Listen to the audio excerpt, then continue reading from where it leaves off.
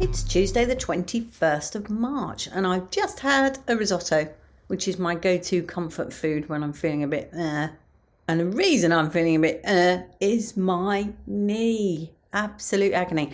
The last 24 hours have been a game of two halves, as they say. So I went to the gig last night in Clapham, which I shall talk about in a minute.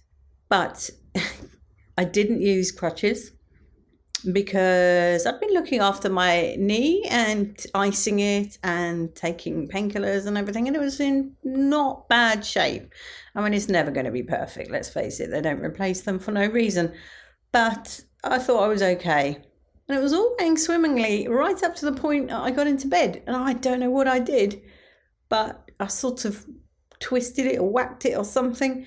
Oh my word, the pain was unbearable. Took ages to go to sleep and an awful lot of painkillers. So yeah, I've been really suffering today, really suffering. I'm very worried that I'm stuck on crutches now until, well, for the next 4 months. Because I think it's about 8 weeks after you have your knee done. There you are. So that's that. But the good bit was the gig last night.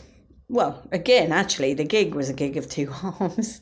It was a music, it was a variety open mic night.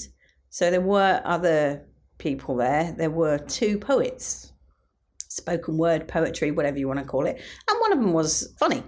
And I got up to do my bit. I think I was number 6 out of 10. And it was a tough crowd, really tough crowd. But I knew this. I did one of these, I think it was like my 3rd ever gig back in 2017. And that was the toughest gig I've ever done. There were, in that particular room, I remember it well, there were more people in the audience than there were teeth. And I was the only comedian at that time, and I was on my 3rd gig, so you can imagine how good that was.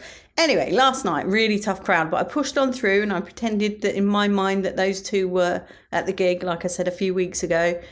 I think a guy, a couple after me, got up and he was playing a guitar and singing, and he just said he wanted to make reference to the fact that he'd heard some really good music. There were some really good people, musicians he'd not heard before. So I just yelled out, "And comedians." At which point he said, "Yeah, and comedians. And you were very good, by the way." And I thought, oh, that's nice. And then after that, lots of people were coming up. But one guy in particular said he'd been going to that pub for 10 years. He's been going to that open mic for 10 years.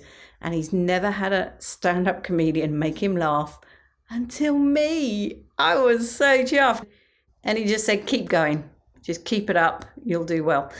And that made my night. It really did. It doesn't matter whether you get the belly laughs, people are enjoying it, and that's what counts. And I'm learning that lesson, and it's made me realise that I want to do more of those variety nights. They are so tough, but they are a real learning point, because I did hear some sniggers.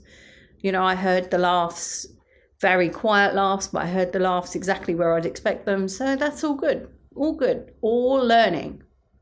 So Bread and Roses of Clapham, thank you very much. I am truly grateful.